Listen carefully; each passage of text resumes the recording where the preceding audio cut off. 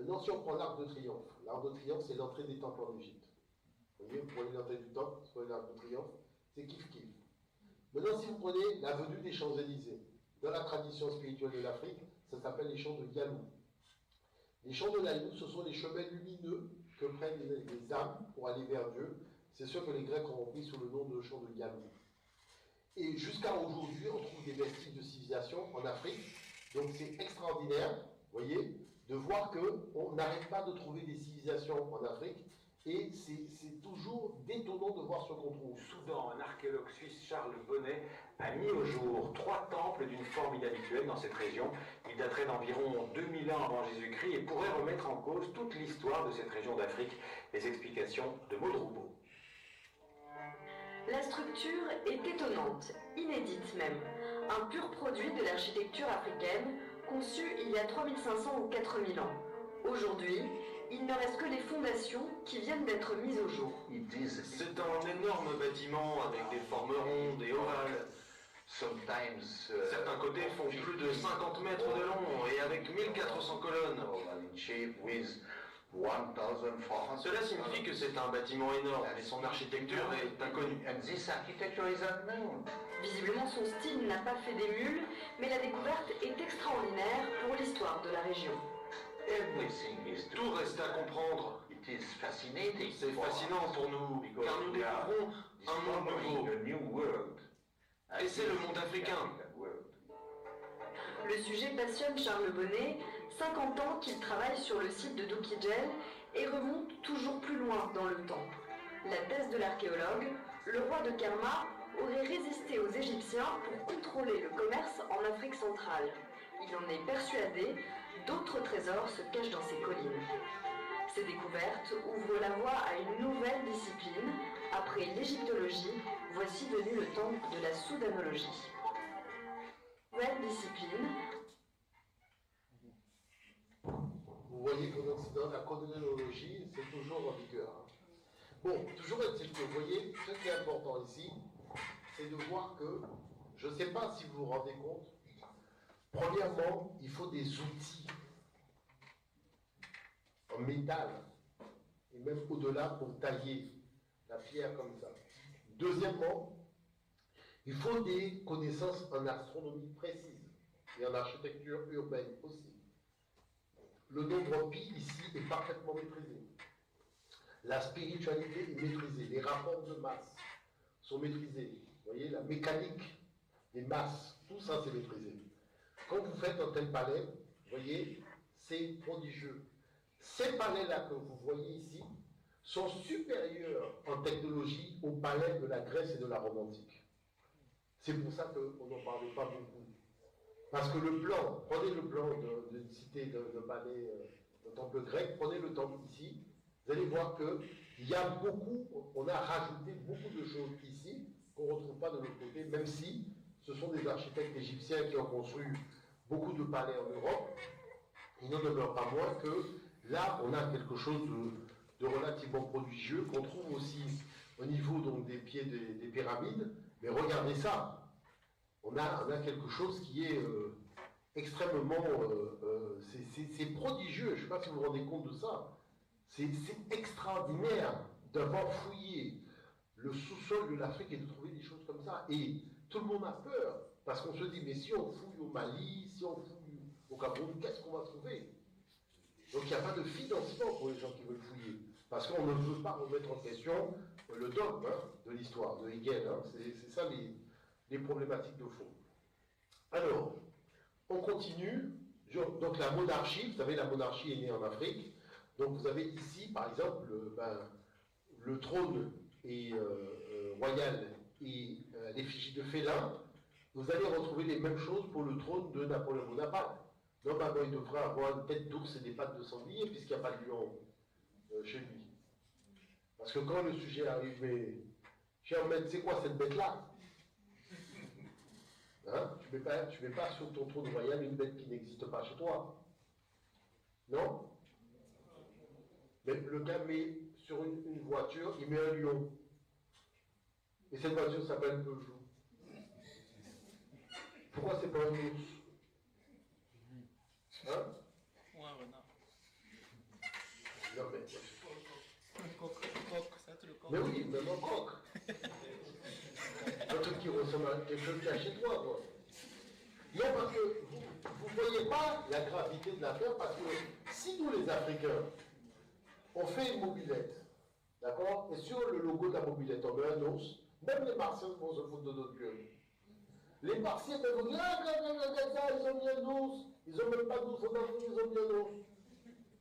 Et pourquoi les autres, ils mettent que des animaux qu'ils n'ont pas chez eux et qui sont chez nous?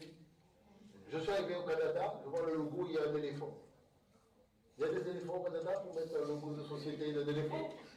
Pourquoi ils ne sont pas mis une bête de chez eux? Hein? Parce que moi, si je mets une bête du Canada. Industrielle Alliance. Hein? Ah, bon, ben c'est américain, vous voyez? Oui? Non, mais la société où il y a l'éléphant, c'est une société américaine. Industrielle Alliance. Hein? C'est Industrielle Alliance. Et c'est canadien, c'est. C'est canadien, je pense que c'est canadien. Ah bon, c'est canadien, vous voyez? Hein? C'est une remarque à faire quand vous faites du design. En design, par exemple, j'avais appris que si vous regardez par exemple les Porsche. Non, je disais donc, si vous faites un peu de design, quand vous faites des designs, vous faites des courbes, en fait. C'est basé sur des courbes. Et quand vous regardez par exemple les Porsche, vous avez toujours l'impression qu'ils ont une forme qui est un peu particulière, qui part du bas vers le haut. Et en fait, c'est basé sur le guépard, en fait. Parce que quand le guépard, il part, en fait, il a les deux pattes en avant, et donc il se projette vers l'avant. Donc en fait, ils sont basés sur cette forme, donc un animal qui vient d'Afrique, pour faire cette courbe. Et c'est pour ça que vous retrouvez cet ADN, en fait, dans la marque Porsche, notamment. Et toutes les marques de véhicules, c'est toujours comme ça. Alors, pour aider monsieur dans sa réflexion, en fait, toutes les grosses marques de voitures sont dessinées par un seul individu qui est un designer haïtien. Est-ce que tu le connais? Parce qu'il a été présenté à la télévision française. Et ce monsieur, il a un parking comme un centre commercial, puisque chaque fois qu'il fait une Porsche, eh bien, on lui offre la Porsche. Vous voyez, parce que c'est lui qui a designé. Il design toutes les voitures de luxe sont designées par un seul cabinet, géré par un haïtien. Il a été présenté à la télévision, je ne savais pas que c'était un haïtien qui designait Maserati, Porsche, enfin, tout ça, c'est ça. Bon. Et donc, à Paris, j'avais un étudiant qui avait pris la filière de design d'automobile. Et c'est là que j'ai appelé la télévision en leur disant, mais vous avez présenté un monsieur qui fait du design automobile, on aimerait le rencontrer parce qu'on a quelque chose à lui proposer. Et quand on a eu ses coordonnées, on a envoyé le dossier de mon étudiant, et c'est comme ça qu'il est parti faire un stage avec ce monsieur, puis finalement je ne l'ai pas revu, à mon avis, il doit être resté. Mais ce qu'il y a d'important, c'est que vous imaginez que c'est un Haïtien qui gère la plus grosse boîte de design automobile, et personne n'est au courant. Et que s'il n'était pas passé sur TF1, ce jour-là, on n'aurait jamais su que toutes les plus belles, enfin, les gros trucs que vous avez là, avec les formes et compagnie, le gars, il a été chercher un animal de chez nous. Est-ce que vous voyez des animaux d'animal de la maison, ce qu'on appelle chez nous? On lui a remplacé un pied par une prothèse. Et ce qui est extraordinaire, c'est qu'on faisait aussi des prothèses vissées. C'est-à-dire quand la rotule a sauté, eh bien on va visser la jambe, il ne pourra plus plier la jambe, mais il pourra marcher. Puisqu'il n'a plus de rotule. Vous voyez? Donc vous avez aussi le nom du médecin, mais ce qui est important, donc sous nous, le médecin, avec la flèche, vous avez la maladie, vous avez la santé, mais ce qui est d'extraordinaire, alors, vous voyez, c'est que vous avez le médicament, donc avec l'ordonnance médicale, vous avez la pilule, ce qu'on appelle l'aspirine aujourd'hui, le pansement. C'est impressionnant. Vous imaginez que le cachet d'aspirine, vous avez le déterminatif, qui est comme un cachet, qui est comme le bien caché d'aujourd'hui. Question ici. Oui? Oui, juste avant, concernant le stéthoscope, est-ce que c'est juste en se fiant à l'image, on peut définir que c'est un stéthoscope, ou il y a des traités dans lesquels les médecins d'époque disaient qu'ils utilisaient Oui, c'est-à-dire que, vous savez, on a un ouvrage d'origine africaine de la médecine. Il doit rester 2 exemplaires. Il en reste un seul. Un seul. Bon, vous êtes médecin, vous êtes intéressé à ça? Non, non, parce que c'est intéressant d'avoir l'ouvrage, il a été fait par un médecin. Vous voyez, qui a analysé. Pardon? Il peut acheter ça. Mais Non, non, mais- les livres, vous pourrez les avoir. De toute façon, je vais vous dire une chose. Le monsieur qui est là, c'est lui qui va s'occuper de diffuser tous les ouvrages. D'accord? Donc vous gérez ça avec lui, mais c'est lui qui va s'occuper de le faire. Vous aurez tout ça. Alors, vous savez que Imhotep, en fait, les Grecs l'ont appelé Asclépios et les Romains l'ont appelé Esculape. Mais en fait, c'est ce noir-là, c'est Imhotep qui est le père de la médecine. Et quand on fait le serment d'Hippocrate, vous voyez, en fait, il s'agit, mais oui, le serment d'Hippocrate, en fait, on parle d'Imhotep, en fait, parce qu'Imhotep, c'est le vrai père de la médecine. Avec le caducée, d'Imhotep, tout ça, quand tout le monde a repris et délocalisé. Vous voyez? Mais quand on dit je jure par Apollo médecin, par Esculape ou Asclépios, bon, vous voyez, il jure, en fait, le serment des médecins encore aujourd'hui, il jure en réalité par un Africain qui est Imhotep. Maintenant, si vous prenez la danse classique, quel est le problème de la danse classique? C'est que toutes les danses classiques ont un nom. Mais les Européens appellent leur danse classique la danse classique. Mais ça s'appelle comment la danse? Il y a samba, hein? Il y a salsa, merengue, zouk, coupé, décalé, calé, découpé, tout ça. Quel est le nom de ta danse? Il te dit, moi, ma danse, elle est une danse classique. Mais le combat direct international, et tu... Ah, vous l'avez trouvé cet haïtien-là? Oh, vous êtes extraordinaire. Attendez. En fait, il s'appelle Ralph Gilles. Attendez, je vais t'en dire. Il s'appelle Ralph, chef de design chez Fiat Chrysler Automobile. Né à New York, de parents haïtiens, il a grandi à Montréal, Timay.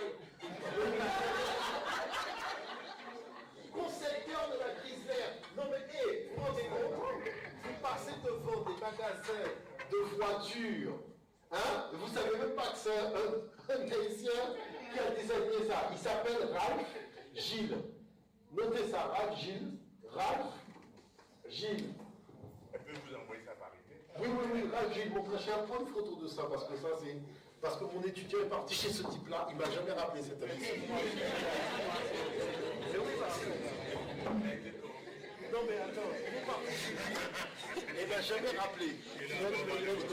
Voilà, parce que c'est Ralph Gilles. Ralph Gilles, vous voyez. Voilà. Et chose particulière, mais je vous remercie, hein, parce que j'ai déjà cherché le type, je ne me rappelle plus son nom. Et pourtant, je l'ai eu au téléphone, tout ça. Hein. Bon, concepteur de la Chrysler, en 300-2005, il est devenu président et chef de la direction de la marque SRT de Chrysler, puis le vice-président principal du design chez Chrysler. 49 ans, New York, État de New York. Ce gars-là, il faut que je le fasse venir en Guadeloupe. Non, parce que là, vraiment, c'est extraordinaire. Non, mais c'est tout, hein, parce qu'on n'a pas idée que toutes les plus grosses voiles, et si vous voyez son garage, c'est un parking. Le gars a des centaines et des centaines, il n'a acheté aucune voiture. Hein. C'est parce que c'est lui qui les design, il doit essayer la voiture avant qu'on la fasse en série. Vous voyez? Donc parce qu'il y a les essais, d'abord en laboratoire par rapport à l'air, et après il doit rentrer en voiture quand le prototype est fait pour la conduire. Hein. Et on a montré tout ça à la télévision. Tout le monde a noté Ralph Gilles, hein, parce que c'est... Non mais je vous remercie, hein, parce que j'aimerais bien voir, est-ce que cet étudiant-là, c'est quand même extraordinaire, il n'est pas parti. Mais attends, il est parti, il va revenir. C'est quand même incroyable. Donc la danse classique, voyez-vous,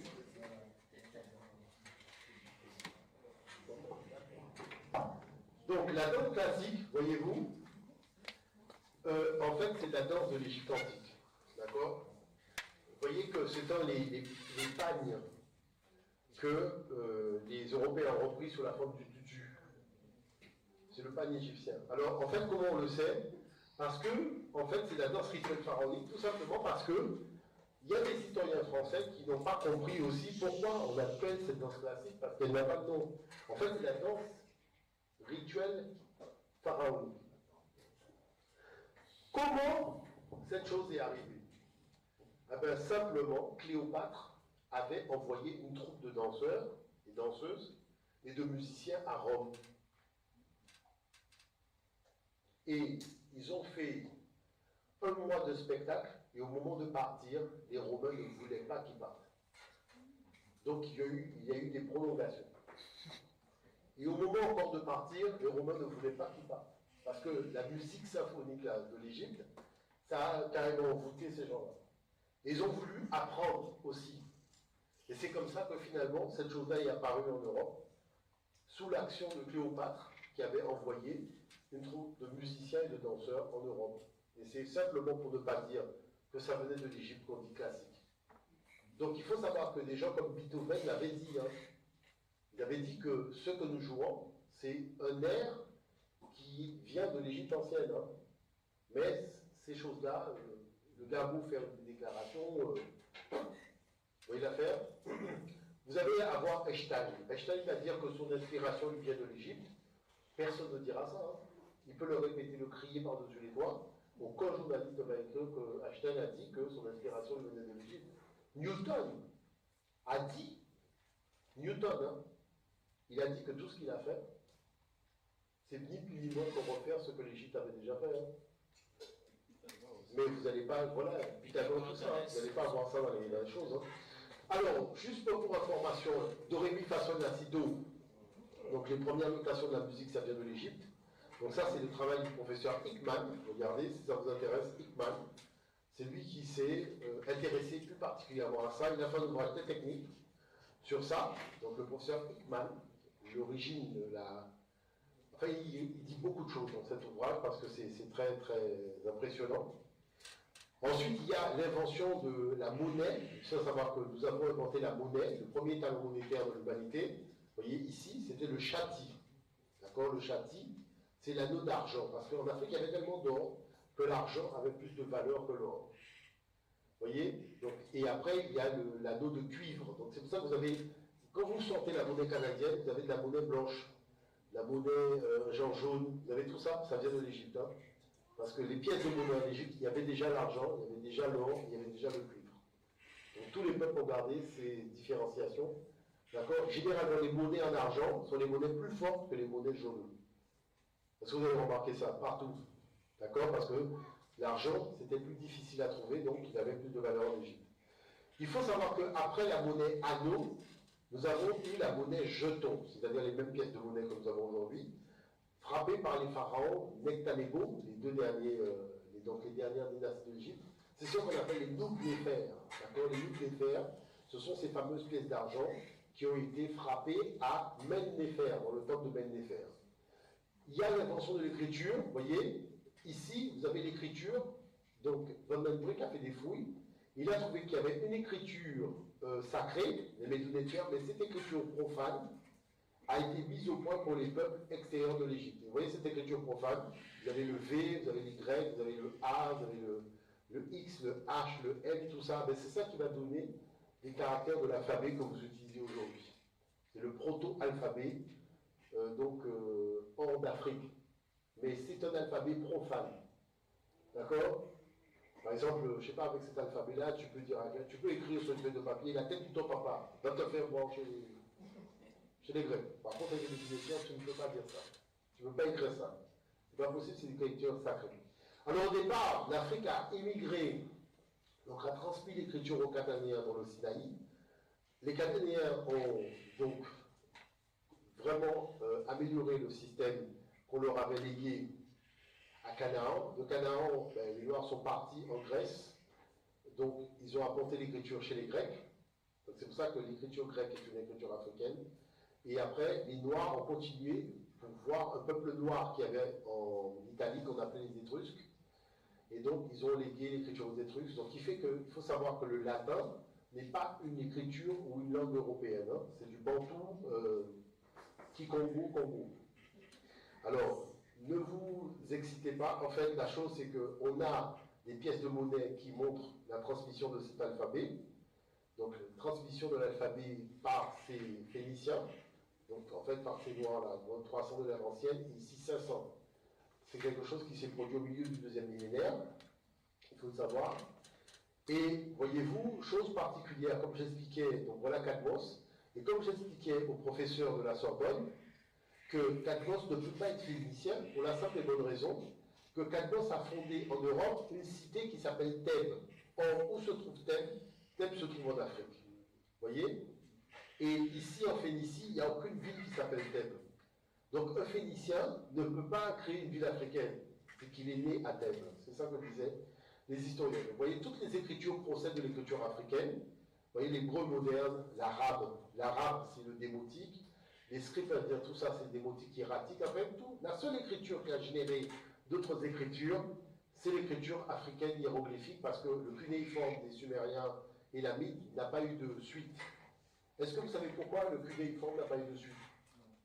Parce que quand on a commencé à faire du commerce, il y a une chose qui n'est pas dite, c'est qu'il fallait un four pour faire sécher la tablette d'argile. Et quand vous êtes dans un bateau, vous ne pouvez pas créer de four. Donc, il fallait abandonner ça de fait et passer au papyrus. Et c'est pour ça que le papier, c'est-à-dire ce qu'on appelle la technique du support souple africain, l'a emporté sur toutes les autres formes d'écriture. Donc, la feuille de papier que vous avez là, c'est la victoire du système africain sur tous les autres systèmes. Ça s'appelle quoi? Le support souple d'écriture. Vous voyez? Parce que la tablette, c'était lourd, hein, quand même, il ne faut pas oublier ça. Hein. Tandis que c'est le support souple d'écriture qu'il a inventé. Alors, vous voyez les Étrusques, regardez ce que disent les chercheurs européens eux-mêmes. Voilà, les Étrusques à l'origine de l'alphabet latin. Vous voyez, donc il y a des thèses dessus. Rapport de l'alphabet étrusque avec l'alphabet latin. Vous voyez, et racine bantou du latin. Parce que le problème s'est posé lorsque des Congolais sont devenus professeurs de latin. Et ces Congolais professeurs de latin sont venus me voir. Ils sont venus me voir en me disant, mais il y a une chose que je ne comprends pas. Quand j'enseigne le latin à un enfant, c'est comme si je lui parlais Kikongo. Alors, est-ce que vous pouvez m'expliquer, mais pour quelle raison, lorsque je parle latin, je parle Kikongo? Le problème, c'est qu'il y a des Européens qui, eux, parlent leur langue maternelle, comme le basque. Et quand ils parlent le basque, ils comprennent le Kikongo. Donc, qu'est-ce qui s'est passé? On a fait des recherches par l'ADN, et en fait, on s'est rendu compte qu'avant, c'était des gens de l'Afrique qui vivaient là. Et que, vous voyez, par l'ADN, on comprend pourquoi ils se comprennent dans leur langue maternelle. Parce que c'est le même peuple. Même s'il y en a un qui est devenu blanc, l'autre qui est resté noir, mais c'est le même peuple. C'est le Saint-Esprit. Voilà, vous voyez. Et c'est pour ça qu'on vous dit, regardez, le caractère très ancien de ce peuple ouest-pyrénéen, au ouest des Pyrénées. Le problème, c'est que vous savez quoi? Les Basques ne font pas partie du gène des Européens. Il faut le savoir, ça. C'est-à-dire le Basque, quand on analyse l'ADN du Basque, d'accord, il ne fait pas partie de l'ADN de la migration européenne qui est arrivée en 2200. Est-ce que vous voyez l'affaire? C'est-à-dire la troisième migration, la dernière vague qui est rentrée en Europe, les Basques étaient déjà là. Ils étaient noirs à l'époque. Et c'est le substrat de blanc qui les a blanchis, mais l'ADN est resté noir.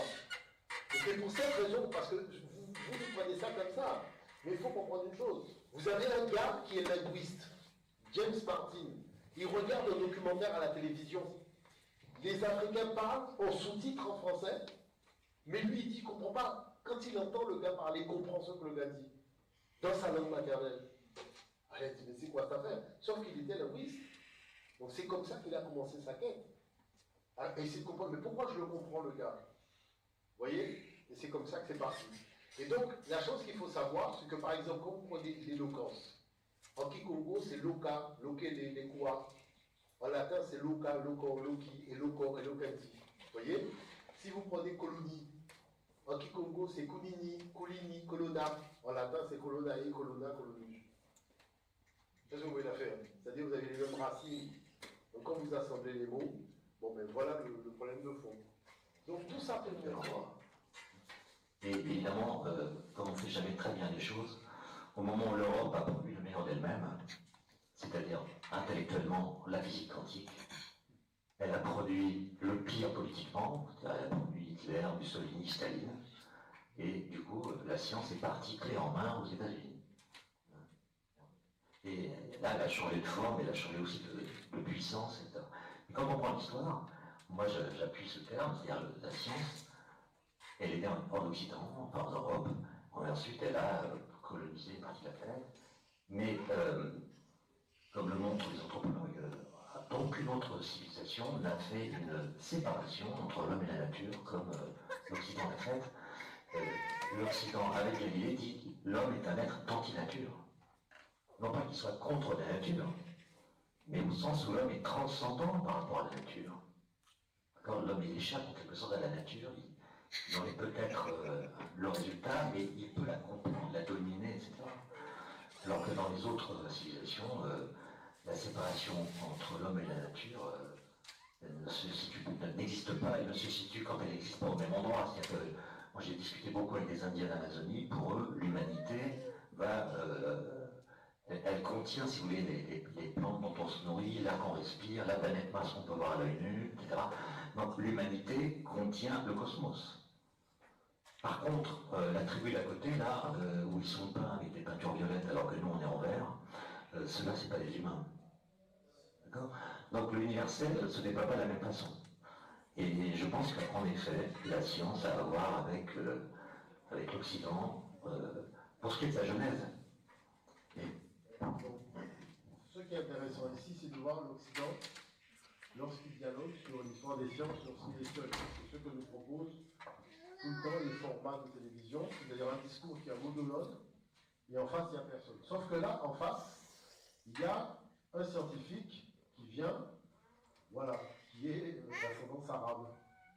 Et ça va dégénérer. D'abord, je crois que c'est un point de vue historiquement très biaisé. Parce que si, imaginez que dans 200-300 ans, les Chinois dominent la science et qu'ils avancent et qu'ils produisent des choses qui sont très très en avance par rapport à ce que nous savons aujourd'hui, vous imaginez qu'un Chinois pourra dire ce que M. Klein vient de dire. Ben vous voyez qu'il n'y a que les Chinois qui ont produit, que tout ce qui était venu avant était vraiment rudimentaire et inacceptable. Ou vraiment... Attendez, non, j'ai pas dit que la science était occidentale, j'ai dit qu'elle était née en Occident. Ah, et même ça, c'est pas vrai. Permettez-moi. Son devenir, j'en sais rien. Permettez-moi. Premièrement, cette année, nous célébrons, en fait, c'est l'UNESCO a déclaré l'année 2015 comme étant l'année de la lumière. Et une des manifestations, une des raisons pour cela, c'est le 1000e anniversaire de la publication du livre, le livre de l'optique de Ibn al-Haytham, qui est Al-Razan. Et Ibn al-Haytham, je vous invite à lire ses travaux, je vous invite à regarder les documentaires qui ont été faits à propos de Al-Razan, qui est, je dis, il y a 1000 ans, était on ne peut plus expérimental, scientifique, rigoureux, qui a traité de l'optique. Il est communément, et cherchez Al-Razan, vous allez très souvent tomber sur l'expression le père de l'optique. Donc, si c'est le père de l'optique qui a traité de la réflexion, de la réfraction, de la courbure des miroirs, des effets, etc., sur tous les effets d'optique qui ont été repris par Kepler plus tard et ont été repris, je ne me souviens plus quel autre opticien du XVIIe siècle, ça veut dire que vraiment il avait de la science. Et je n'ai cité que celui qui est le plus emblématique parce que c'est son 1000e anniversaire. Mais je pourrais en citer beaucoup d'autres. Il y a un truc là-dessus, je suis d'accord avec, évidemment, Al-Hazen, c'est le père de l'optique instrumentale. Oui, non, mais attendez, il n'y a pas, vous pouvez dire Al-Hazen dans tous les sens, vous n'avez pas les équations de Maxwell. Oui, mais non, mais attendez, mais évidemment. Mais attendez, mais on va pas artificiellement déclarer que les équations de Maxwell sont le tournant de l'histoire du monde. Donc, parce que moi aussi je pourrais vous dire, non mais attendez, les découvertes et les écrits, et les calculs, et les diagrammes, et les résultats d'Al-Hazen étaient aussi un tournant. Ou alors après on reviendra, on dira, ah oui mais Démocrite a aussi fait une découverte extrêmement importante. Puis après on dira, mais Al-Biruni aussi a fait quelque chose d'extrêmement important. Est-ce que vous savez que les observatoires astronomiques dans le monde, dans la civilisation arabo-musulmane, mais il y avait un observatoire dont le sextant faisait un diamètre de 80 mètres. C'est inouï, sans précédent dans l'histoire du monde. Les mesures de la Terre, de la sphéricité de la Terre, du diamètre de la Terre et de l'apogée du mouvement apparent du Soleil, et j'en passe, mais étaient absolument éblouissants. Donc on ne va pas se positionner et dire voilà, c'est Galilée qui a donné naissance à la science parce que Galilée... Non, science moderne. Non, mais science, attendez. La science, non. Ne me faites pas dire que j'ai pas dit. La science, elle a une histoire bien plus ancienne que Galilée, évidemment. Elle est bien plus ancienne, elle n'a même pas d'origine, au sens où à cette époque, on peut trouver quelqu'un qui tient des discours de type scientifique, etc. Non, pas un discours, c'est des mesures, des calculs, c'est des traitements absolument rigoureux, méthodologiques, expérimentaux. Il y a une technique, par exemple, en Chine, bien plus importante, notamment dans le domaine de l'horlogerie qu'en Occident. Il y a des mathématiques plus évoluées dans les pays arabes qu'en Occident à une certaine époque. Et alors pourquoi vous déclarez Galilée comme étant le père? C'est un symbole, si vous voulez. Ah non, non. Non, je n'ai pas rupture. C'est une rupture dans la nature de la science. Attendez, nous sommes tous physiciens et permettez-moi de dire que j'ai étudié l'histoire de la science assez en remontant jusqu'au grec, mais sans faire l'impasse et le saut de tout l'apport de la civilisation arabo-musulmane, parce qu'on y trouvera des apports méthodologiques expérimentaux, des mesures, des résultats, mais absolument frappants, mais la méthode, pour moi, écoutez, pour moi, c'est pas de physique théorique. Ah mais évidemment, pas de physique théorique, mais évidemment, mais ah oui, non, si la science, si la naissance de la science est synonyme à l'éclosion de la physique théorique, absolument. Ah non. Ben, c'est ça qu'on appelle la physique moderne. D'accord, c'est ça qu'on appelle la physique moderne. La physique moderne, oui, mais pas la science. Il y a une physique avant, il y a la physique d'Aristote, etc. Mais la physique moderne, ça commence avec la théorisation. Non, je crois que c'est très dangereux de tenir un discours qui est occidentalement biaisé et de dire, voilà, la science moderne, parce que vous avez répondu à Madame Leglu, vous lui avez dit, mais c'est normal, enfin si j'ai bien compris, vous lui disiez, c'est normal que d'autres peuples, d'autres sociétés aujourd'hui, et ça j'en témoigne, disent, ah oui, mais cette science, cette évolution biologique, Darwin, etc., le Big Bang de Lemaitre et d'Einstein et d'Eddington, etc., tout ça c'est l'Occident, on n'est pas obligé de prendre l'Occident. Vous lui dites, mais bien sûr, cette science, elle est occidentale. Non, elle est née en Occident. Non, mais justement, c'est une science qui est capable de dépasser les conditions. Elle n'est pas née, elle a progressé, il y a eu des sauts, il y a eu des évolutions, il y a eu des moments importants. Alors, écoutez, Copernic, qui est on ne peut plus emblématique de la révolution de l'astronomie moderne, Copernic cite 23 fois Albert Einstein. Bien sûr. Mais je veux dire qu'il a continuité, qu'il a pris en compte tout ce qu'il savait à l'époque. Écoutez, il y a des gens aujourd'hui, lisez Georges Saliba. Georges Saliba insiste, je ne suis pas d'accord avec lui, mais Georges Saliba insiste que la théorie copernicienne, l'héliocentrisme, est grosso modo prise sur Ibn Shafer, qui était un astronome de Damas du XIVe siècle. Mais tout ce que j'essaie de vous dire, c'est qu'il y a continuité. Les gens ont pris tout ce qu'il y avait avant. Si on ne peut pas déclarer, voilà, c'est Galilée qui a... Tout ce qu'on peut dire, c'est qu'il y a une histoire. Galilée, Copernic cite toutes sortes d'auteurs. Il y a une histoire, ça c'est sûr. Mais dans cette histoire, il y a des ruptures. Et ces ruptures n'ont pas lieu partout. Et elles n'ont pas lieu au même moment. Il y a des ruptures, c'est-à-dire qu'il n'y a pas de continuité. L'acte de Galilée qui dit le langage de la nature, ce sont les mathématiques, c'est une rupture. Alors, en fait, vous voyez, les choses sont complexes parce que ils n'ont plus qu'à lui mettre un nez rouge et c'est bon, on a Bozo. On a trouvé Bozo le clone. On ne pensait pas que c'était Klein, astrophysicien, mais manifestement, il a décidé de remplacer Bozo.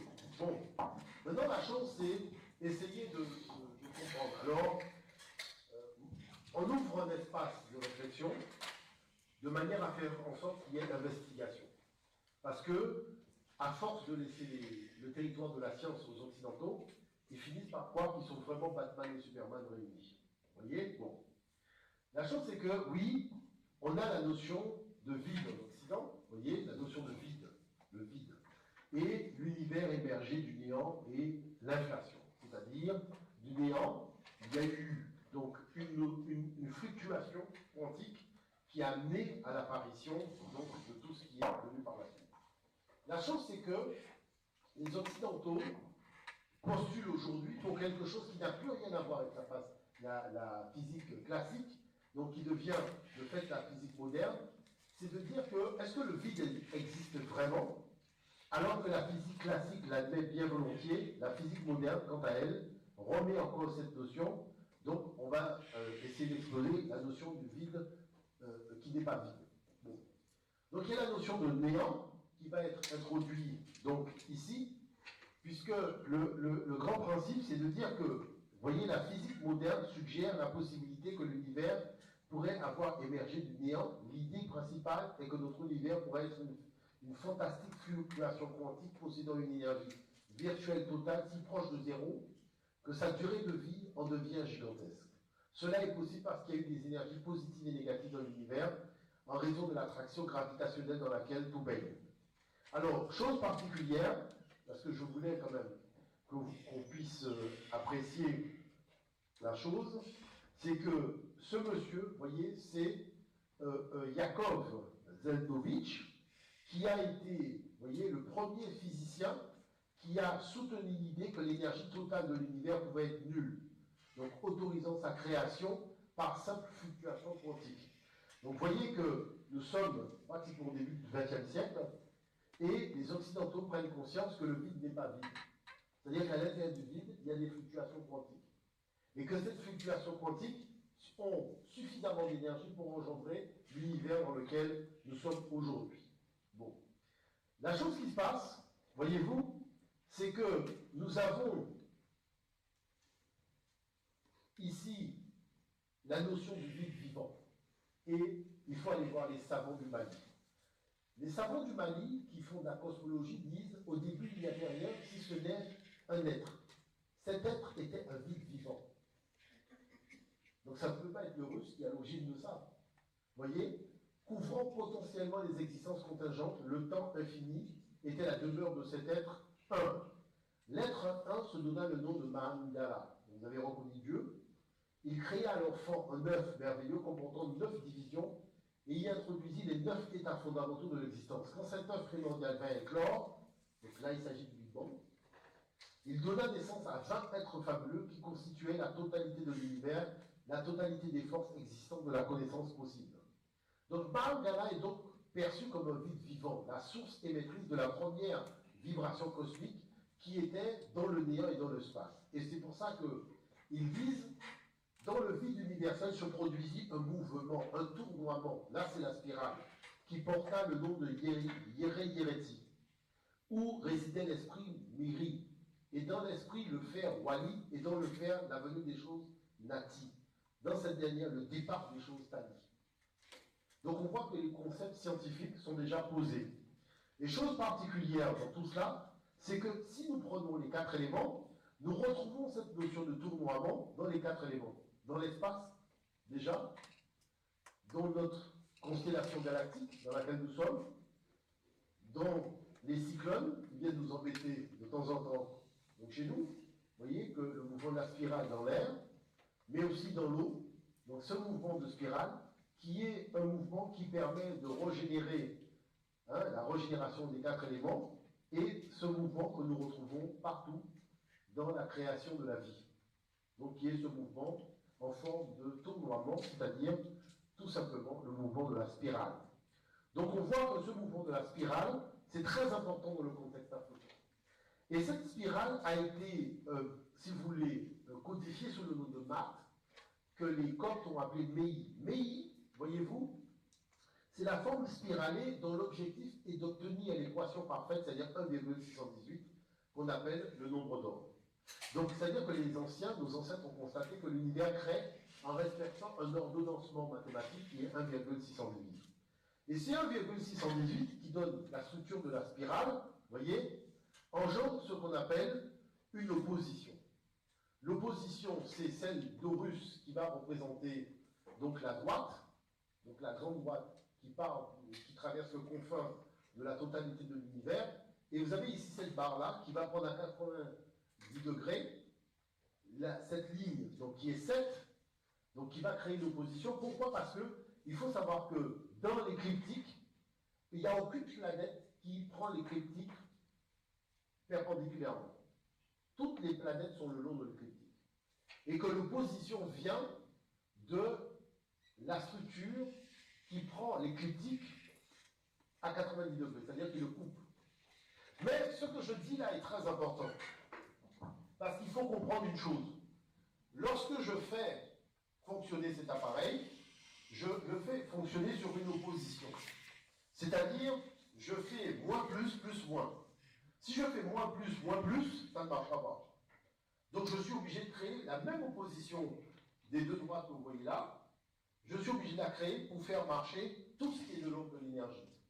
Mais qu'est-ce qui se passe après? C'est que c'est mon pouce qui contrôle l'effet créé par cette énergie. Vous voyez? C'est très important ce que je vous dis. Parce que l'Afrique a été souveraine lorsque c'était un pouce africain qui faisait avancer la télécommande. Mais la souveraineté, nous l'avons parce qu'il y a toujours eu la notion d'opposition, ça crée l'énergie en science. Mais on a perdu le pouce, c'est-à-dire le pouce qui était sur la télécommande est devenu blanc. Et on ne contrôle plus les oppositions. Donc, qui fait qu'on est un peu écrasé lorsqu'il y a opposition, parce que la chose, c'est quoi? C'est simplement le pouce. On ne peut pas nier l'opposition, parce que l'opposition crée une force énergétique. Mais il faut contrôler pour le bien. La notion, c'est le bien. La loi qui traverse l'univers ici représente l'ordre mat. Celle qui prend perpendiculairement représente le désordre. Vous voyez? Et tout est fait comme ça parce que l'univers s'est conçu aussi dans des oppositions. Alors c'est tellement important, cette chose-là, voyez-vous, de comprendre ça, parce que dans ces choses-là, on a... je vais vous montrer quelque chose, parce que c'est important de pouvoir voir ça. Il y a beaucoup de choses qu'il faut arriver à cerner. Et donc, déjà, le nombre d'or, c'est quoi? Très rapidement.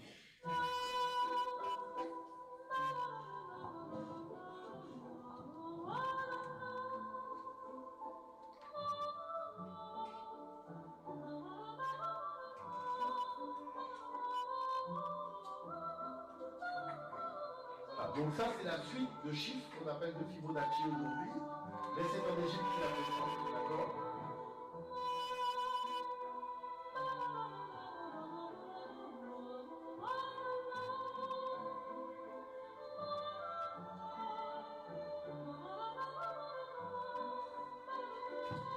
Voilà, donc ce qu'on constate, c'est que c'est une suite, hein, c'est-à-dire quand on prend 1 et 2, ça donne 3, quand on prend 3 et 2, ça donne 5, quand on donne 5 et 3, ça donne 8, vous voyez, donc ça progresse comme ça, hein. 8 et 5, ça donne 13, donc la progression se fait tout simplement en additionnant le chiffre précédent. Mais l'univers ne reconnaît comme valable que ce qui s'intègre dans la forme de la spirale. C'est-à-dire que si j'avance dans ma spirale, regardez, je vais diviser par exemple 21 par 34, je vais obtenir pratiquement 1,118. Si je divise 13 par 21, pratiquement 1,118. C'est-à-dire que l'univers ne reconnaît comme valable que cette équation mathématique.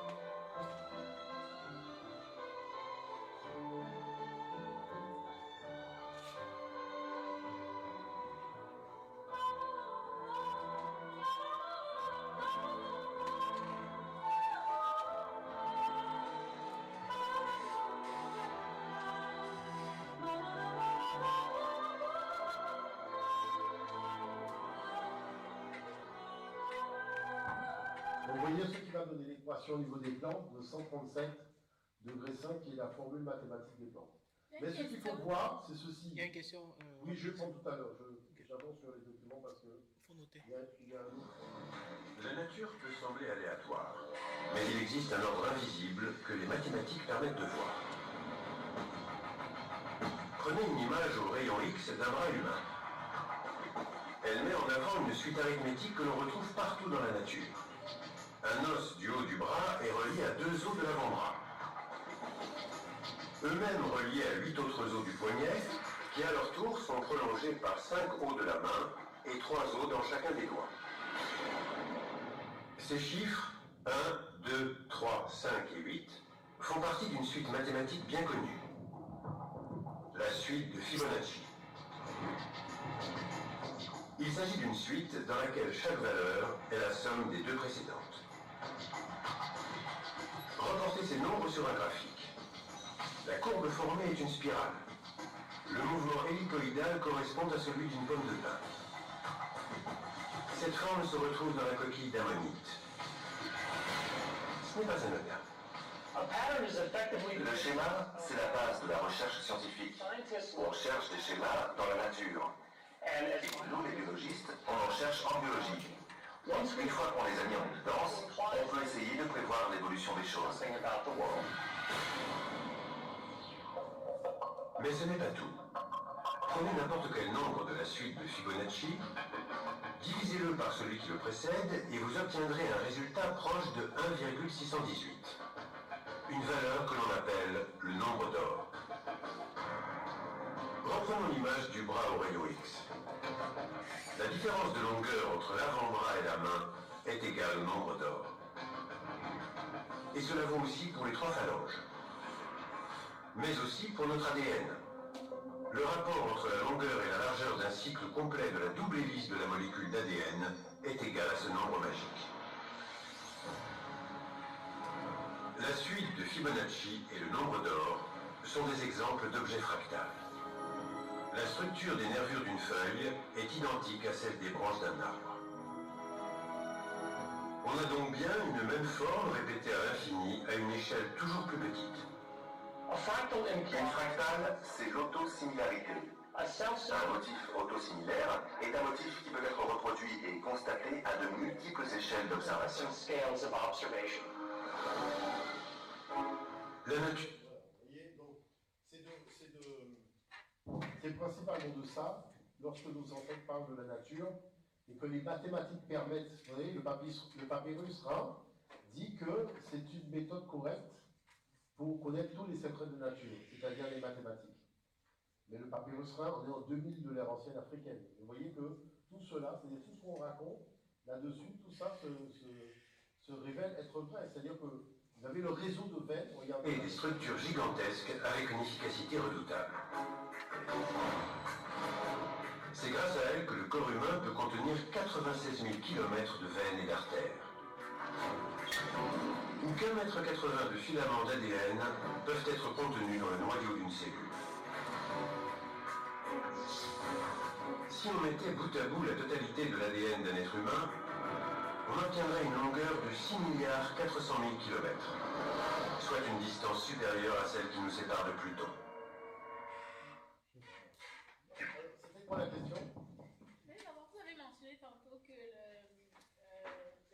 la nature ne reconnaît que tout ce qui suit le schéma de...